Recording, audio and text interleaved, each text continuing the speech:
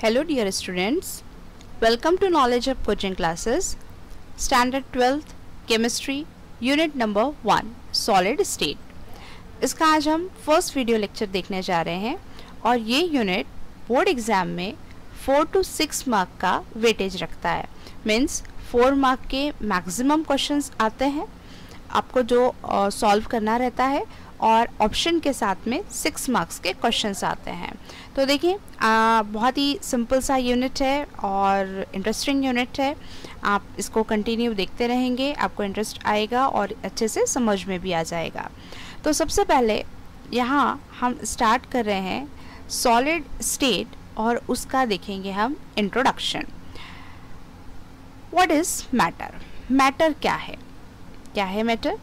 कोई भी चीज़, चाहे उसको हम सॉलिड फॉर्म में लेते हैं या फिर लिक्विड फॉर्म में लेते हैं या फिर हम गैसेस फॉर्म में लेते हैं, कोई भी चीज़ चाहे वो सॉलिड हो, लिक्विड हो या फिर गैस हो, और वो ऑक्यूपाई करता है स्पेस को और मास को पजेस करता है। मतलब जिसका पर्टिकुलर कोई मास हो और वो जगह को घेरता हो उसे हम कहते हैं matter. Matter means anything, everything which occupies space and possesses some mass। तो मैटर के जो स्टेट्स हैं वो सॉलिड भी हो सकता है, गैस भी हो सकता है और लिक्विड भी हो सकता है। They are interconvertible. इंटरकन्वर्टेबल है कि सॉलिड है, सॉलिड को अगर हम हीट करेंगे तो वो लिक्विड में कन्वर्ट हो जाएगा। जैसे कि आइस की एग्जांपल ले सकते हैं। आइस को अगर हम हीट करते हैं, मतलब उसको टेम्परेचर प्रोवाइड करेंगे तो वो वाटर में कन्वर्ट हो जाएगा। और जब हम लिक्विड को हीट करेंगे, मतलब वाटर को अगर हम हीट प्रोवाइड करेंगे तो वो गैस में कन्वर्ट हो जाएगा। उसी को हम रिवर्स लेते हैं कि गैस को अगर रिवर्स करते हैं, मतलब कूल करते हैं, अगर हम टेम्परेचर को डिक्रीज कर देते हैं तो वो लिक्विड में कन्वर्ट हो जाएगा। और लिक्विड को अगर हम कूल करते हैं, उसको ठंडा कर देते हैं तो वो सॉलिड में कन्वर्ट हो जाएगा। तो इसका मतलब क्या है कि ये टेम्परेचर एंड प्रेशर को चेंज करते टाइम पर ये एक दूसरे में कन्वर्ट हो जाते हैं। मतलब matter exist in 3 different state, solid, liquid and gas, and they can be transferred into one another by changing the condition of temperature and pressure। Characteristics of solid। अब solid क्या है ये हम देखेंगे। ये आपको एक वुडन बॉक्स दिख रहा है, एक आपको टुकड़ा दिख रहा है, लकड़ी का टुकड़ा। तो इसके आप कैरेक्टरिस्टिक्स क्या बताएंगे कि solid have fixed composition। इस जो बना है ये इसका composition fixed है। इसका जो मास है, वॉल्यूम, शेप, डेंसिटी, ये सब फिक्स्ड होते हैं, इसको हम चेंज नहीं कर सकते। ये जो वुडन का ब्लॉक दिख रहा है ये सॉलिड है, मतलब इसका कंपोजिशन, मास, वॉल्यूम फिक्स्ड है, डेफिनाइट शेप है और डेंसिटी भी इसकी हाई है, फिक्स्ड है। सॉलिड, लिक्विड और गैसेस में अगर हम पैकिंग देखें तो सॉलिड जो है वो इस तरीके से पूरा हम कह सकते हैं जो पार्टिकल्स हैं वो क्लोजली पैक्ड हैं, मोर क्लोजली पैक्ड। लिक्विड के जो पार्टिकल्स हैं वो लेस क्लोजली पैक्ड हैं और जो गैसेस के हैं आपको नज़र आ रहा है यहाँ पर वेरी लूज पैकिंग और लीस्ट कोर्स पैकिंग। तो यहाँ पर आप क्लियरली इसको देख पा रहे हैं कि सॉलिड, लिक्विड एंड गैस में जो पैकिंग है तो वो कैसी है कि सॉलिड में बहुत ज़्यादा क्लोजली पैक्ड है, लिक्विड में लेस क्लोजली पैक्ड है और गैसेस में वेरी लूज पैकिंग है। अब इसकी डेंसिटी देखते हैं कि डेंसिटी मीन्स होता है मास अपॉन वॉल्यूम। तो सॉलिड की डेंसिटी हाई रहती है, गैस की डेंसिटी लीस्ट होती है, बहुत कम होती है। और सॉलिड और गैस के बीच में होता है लिक्विड जिसकी डेंसिटी मॉडरेट होती है, मतलब मीडियम होगी, ना बहुत ज़्यादा और ना ही कम। अब अगर हम सॉलिड का माइक्रोस्कोपिक व्यू देखेंगे, बहुत बारीकी से अगर हम उसको देखते हैं और उसको हम मैग्नीफाई करते हैं तो हमको सॉलिड के जो पार्टिकल्स नज़र आएंगे वो इस तरीके से नज़र आएंगे, मतलब क्लोजली पैक्ड है कि जो पार्टिकल्स के बीच में जो स्पेस है वो नहीं के बराबर है, तो इसलिए हम इसे कहते हैं सॉलिड। उसी ऐसे जो स्ट्रक्चर है क्लोजली पैक्ड स्ट्रक्चर लिक्विड और गैसेस में नहीं होता है। Solids of fixed composition have fixed mass, volume, shape and density। जिस सॉलिड का फिक्स कंपोजिशन होता है उसका मास, वॉल्यूम, शेप एंड डेंसिटी कैसी होती है? फिक्स्ड होती है।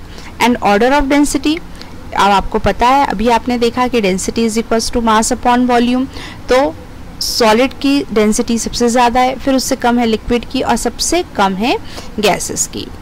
In solid intermolecular distance is shortest. अब आपको पता है कि जो पार्टिकल्स के बीच में जो डिस्टेंस होता है वो कैसा है? शॉर्टेस्ट है, मतलब है ही नहीं या फिर बहुत ही कम है। तो इसीलिए तो ये सॉलिड है। लिक्विड और गैस में ये जो इंटरमॉलिक्यूलर डिस्टेंस रहते हैं वो ज़्यादा होते हैं। अब देखो यहाँ पर क्या हो रहा है, एक बॉक्स है, ये सॉलिड स्टेट है इसका, और दो लोग मिलके इसको दबा रहे हैं, पुश कर रहे हैं। Can it be compressed? क्या ये दब जाएगा? नहीं, ये दब नहीं सकता। तो हम क्या कह सकते हैं यहाँ पर कि सॉलिड इज इनकॉम्प्रेसिबल। हम सॉलिड को प्रेस नहीं कर सकते, हम दबा नहीं सकते। क्यों नहीं दबा सकते? क्योंकि इंटरमॉलिक्यूलर जो डिस्टेंस है वो शॉर्टेस्ट है, मतलब जो पार्टिकल का जो बीच में डिस्टेंस नहीं है, हम कह सकते हैं इसको क्लोजली पैक्ड है, इसलिए इसको कॉम्प्रेस नहीं कर सकते। Solids have the strongest intermolecular force of attraction, कि जो पार्टिकल्स एक दूसरे से बहुत ही क्लोजली पैक्ड है, बिकॉज ऑफ इनके बीच में जो फोर्स ऑफ अट्रैक्शन है वो ज़्यादा है, और इसी वजह से यहाँ पर मेल्टिंग एंड बॉइलिंग पॉइंट का कॉन्सेप्ट आता है कि अगर इंटरमॉलिक्यूलर फोर्सेस अगर वीक रहेंगे तो मेल्टिंग एंड बॉइलिंग पॉइंट लो रहेगा। अगर इंटरमॉलिक्यूलर फोर्सेस स्ट्रॉन्ग रहेंगे तो मेल्टिंग एंड बॉइलिंग पॉइंट कैसा रहेगा? इसका हाई रहेगा। तो हम यहाँ सॉलिड की बात कर रहे हैं। Intermolecular forces of attraction depend on intermolecular forces of attraction. अगर intermolecular force of attraction weak होगा तो मेल्टिंग पॉइंट लो होगा, और intermolecular force of attraction strong रहेगा तो मेल्टिंग पॉइंट इसका हाई रहेगा, मतलब टेम्परेचर ज़्यादा लगेगा मेल्ट करने के लिए। Classification of solid. Solids are classified into two types, crystalline solid and amorphous solid. There are two types of solid, crystalline and amorphous solid. तो देखो यहाँ पर स्ट्रक्चर ही इसके देख लेना है आपको कि क्रिस्टलाइन सॉलिड और एमॉर्फस सॉलिड के स्ट्रक्चर कैसे हैं। अब यहीं से हमारा जो कॉन्सेप्ट है वो स्टार्ट होता है क्रिस्टलाइन एंड एमॉर्फस सॉलिड में, कि ये यहाँ पे देखो क्रिस्टलाइन सॉलिड में जो पार्टिकल्स के अरेंजमेंट है, तो आपको एक कंटिन्यूएशन में एक लाइन नज़र आ रही है, मतलब जो अरेंजमेंट है उसकी एक पर्टिकुलर ऑर्डर में अरेंजमेंट है। और एमॉर्फस सॉलिड में आपको दिख रहा है कि पार्टिकल रैंडमली अरेंज है, कैसे तो भी आड़े टेढ़े शेप में ये एक दूसरे से कनेक्ट हुए हैं, लेकिन क्रिस्टलाइन में एक सिस्टमैटिक आपको अरेंजमेंट दिखाई दे रहा है। तो यहीं से हम स्टार्ट करते हैं कि crystalline and amorphous solid. Crystalline solid का जो शेप है वो डेफिनाइट शेप है। अभी हमने देखा कि क्रिस्टलाइन सॉलिड का शेप कैसा है, डेफिनाइट है। एमॉर्फस सॉलिड का शेप जो है वो डेफिनाइट नहीं है शेप यहाँ पर डेफिनाइट, मतलब आपको दिख रहा है यहाँ पर इरेगुलर शेप है ना। उसके बाद में है सेकेंड पॉइंट है कैरेक्टरिस्टिक है क्रिस्टलाइन सॉलिड का, they have long order arrangement of particle. यहाँ हम पार्टिकल्स को बहुत दूर तक के बहुत बार बार रिपीट करके बड़ा सा स्ट्रक्चर को हम ड्रॉ कर सकते हैं, मतलब बड़ा सा स्ट्रक्चर यहाँ पर गैंट सा मॉलिक्यूल यहाँ पर तैयार कर सकते हैं। लेकिन इरेगुलर अरेंजमेंट होने की वजह से एमॉर्फस सॉलिड का जो अरेंजमेंट है वो शॉर्ट ऑर्डर अरेंजमेंट है। They have a sharp melting point. Sharp melting point है मतलब कि जिस टेम्परेचर पे जाकर उसको मेल्ट होना है वो वही टेम्परेचर पे जाकर सॉलिड से लिक्विड में कन्वर्ट हो जाता है एट एग्जैक्ट पॉइंट पर। जैसे कि अगर कोई हमारे पास में सब्सटेंस है और वो 80 डिग्री सेल्सियस पे जाकर मतलब 79 तक के वो सॉलिड स्टेट में था, लेकिन जैसे ही 80 डिग्री सेल्सियस तक के पहुंचा उस टेम्परेचर पे उसकी जो स्टेट थी सॉलिड से हो गया वो लिक्विड। तो मतलब एट दैट पॉइंट, सिर्फ उसी पॉइंट पर जाकर वो सॉलिड से लिक्विड हो रहा है, तो इसे कहेंगे हम sharp melting point. They have certain range of melting point. कोई एक ऐसा सब्सटेंस है जो सपोज 50 डिग्री सेल्सियस तक के पूरा का पूरा सॉलिड फॉर्म में है, ठीक है, और जैसे ही 50 क्रॉस करता है तो धीरे धीरे धीरे धीरे ये मेल्ट होना स्टार्ट करेगा और 55 डिग्री सेल्सियस पे जाकर पूरी तरीके से वो मेल्ट हो जाएगा। स्टार्ट कहाँ से हो रहा है मेल्टिंग? 50 से, और ख़त्म कहाँ हो रहा है? 55 पे। मतलब एक पर्टिकुलर एक रेंज है, एक पर्टिकुलर रेंज में जाकर वो मेल्ट हुआ, यहाँ पर एक पर्टिकुलर पॉइंट पर जाकर वो मेल्ट हो रहा है, ठीक है। They are anisotropic in nature, that is they have different physical property in different direction. देखो एनिसोट्रॉपी मतलब क्या होता है कि जो फिजिकल प्रॉपर्टीज होती हैं वो फिजिकल प्रॉपर्टी डायरेक्शन चेंज होते के साथ में चेंज हो जाती है। इसको हम आगे पढ़ने ही वाले हैं, इसको डिस्कस करेंगे कि जैसे ही हम डायरेक्शन को चेंज करेंगे फिजिकल प्रॉपर्टीज चेंज हो जाएगी, तो उसे हम कहेंगे एनिसोट्रॉपिक इन नेचर। इसके अपोजिट है आइसोट्रॉपिक, कि फिजिकल प्रॉपर्टीज जो है वो डायरेक्शन चेंज होने के साथ में चेंज नहीं होती, मतलब ऑल डायरेक्शन में इनकी फिजिकल प्रॉपर्टी सेम होती है। They are isotropic in nature, मतलब सेम उनका नेचर होता है, चेंजेस नहीं होते। That is they have the same physical properties in all direction. They undergo clean cleavage when cut, कि कोई अगर हमारे पास में सॉलिड का कोई क्रिस्टलाइन सॉलिड का कोई ब्लॉक है और उसको हम यहाँ से बीच में से कट कर दे रहे हैं, तो जब हम कट करेंगे तो ये दो पार्ट्स में डिवाइड हो जाएगा, और ये जो दो पार्ट्स में, दो पीसेस में ये डिवाइड हो रहा है, तो इनकी जो सरफेसेस रहेगी, इनके जहाँ पर जो सरफेस दिखाई दे रही है ये क्लीन सरफेस रहेगी, ये हमको हाथ में स्मूथ लगेगी, तो ये इसके कैरेक्टरिस्टिक में आता है। They undergo irregular cleavage when get amorphous solid में, कि ऐसा ही कोई हम अगर एमॉर्फस सॉलिड लेते हैं और उसको बीच में से कट करते हैं तो देखेंगे कि इनके जो सरफेसेस रहेंगे वो इरेगुलर सरफेसेस रहेंगे। तो इरेगुलर सरफेस होने की वजह से हमको हाथ में ऐसे रफनेस हमको फील होगा, तो हम उसका कैरेक्टरिस्टिक को बता सकते हैं ये एमॉर्फस सॉलिड है। They are true solid, crystalline solid को कहा जाता है ट्रू सॉलिड, मतलब नेचर से हमको वो वैसे ही ऑब्टेन होते हैं, जैसे NaCl, diamond, graphite, gold, copper. तो जब हमको ये खदानों से या फिर किसी भी सोर्स से जब हमको मिलते हैं तो ये सॉलिड फॉर्म में ही मिलते हैं, मतलब हम इसको किसी तरीके से कन्वर्ट नहीं कर रहे हैं, ये ओरिजिनली सॉलिड स्टेट में है। amorphous solid, they are super cooled liquid और pseudo solid. Super cool liquid मतलब कि जिसको बहुत ज़्यादा कूल करके बनाया जाता है।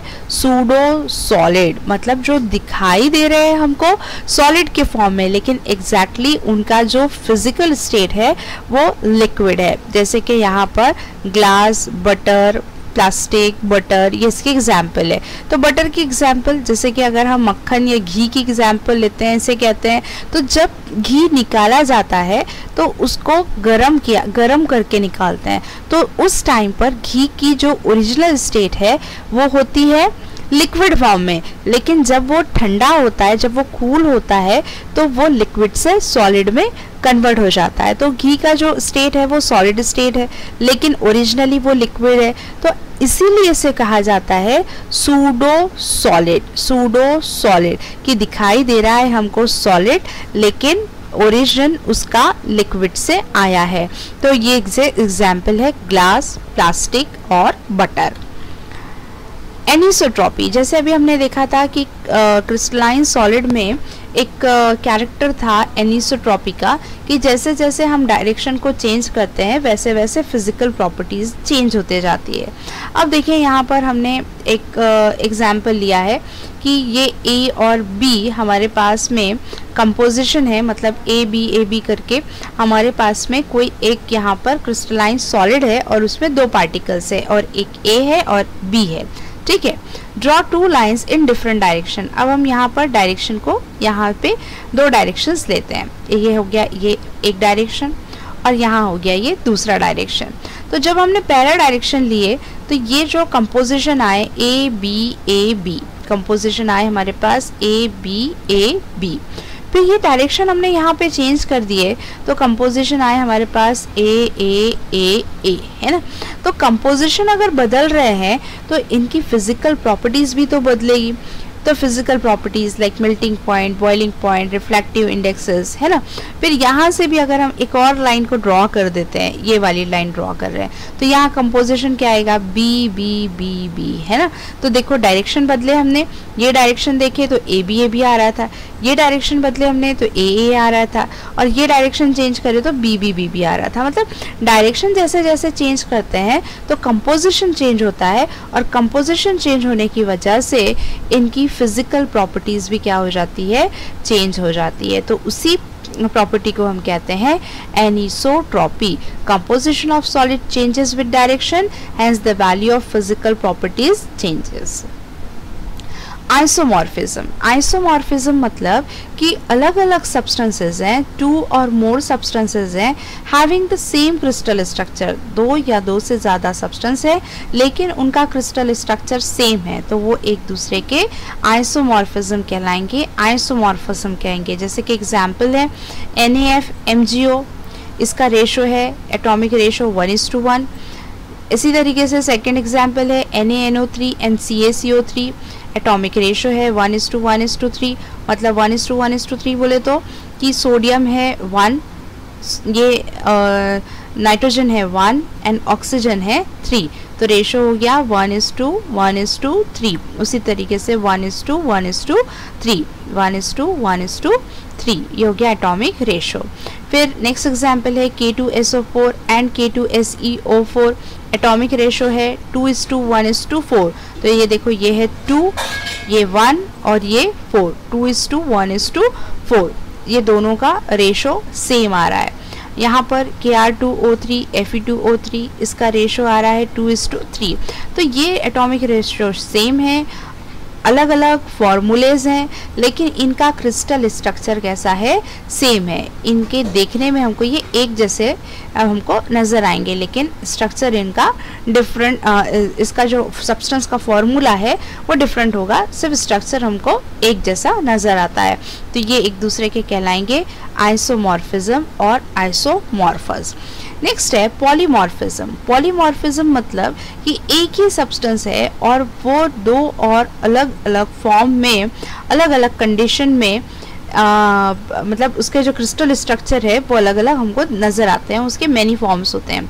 अ single substance that crystallizes in 2 और मोर फॉर्म, एक ही सब्सटेंस है लेकिन वो अलग अलग फॉर्म में अंडर डिफरेंट कंडीशन में प्रेजेंट रहता है, तो उसे हम कह लेंगे पॉलीमॉर्फिज्म और पॉलीमॉर्फस, मैनी फॉर्म। जैसे एग्जांपल ले लो, carbon crystallizes as graphite and diamond, तो यहाँ पर देखो कि ये जो एक है यहाँ पर डायमंड है और दूसरा है ग्रेफाइट, और दोनों भी जो एलिमेंट है वो कार्बन ही है। तो कार्बन एक देखो ये दिख रहा है हमको डायमंड के फॉर्म में चमकता हुआ, और दूसरा दिख रहा है हमको ब्लैक कलर का ग्रेफाइट। अलग एक ही एलिमेंट है लेकिन उसके क्रिस्टल स्ट्रक्चर अलग अलग है। उसी तरीके से एग्जाम्पल लेते हैं हम, sulphur crystallizes as monoclinic and rhomboclinic, कि सल्फर है और सल्फर के दो अलग अलग स्ट्रक्चर, देखो ये रोम्बोक्लिनिक है जो कि सॉफ्ट नज़र आ रहा है, और मोनोक्लिनिक है मतलब यहाँ पर नीडल लाइक स्ट्रक्चर्स नज़र आ रहे हैं। सेम एलिमेंट है लेकिन डिफरेंट क्रिस्टल स्ट्रक्चर में प्रेजेंट है, तो ये कहलाते हैं पॉलीमॉर्फिज्म।